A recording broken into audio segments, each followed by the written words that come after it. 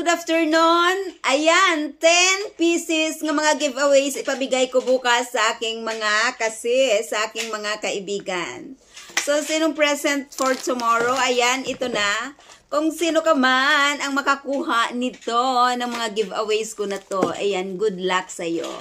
Kasi first time ko to ginawa na magbigay ng mga giveaways sa inyo, mga langga ko, mga besh, ayan. So, good luck for tomorrow and thank you so much. Merry Christmas, everyone.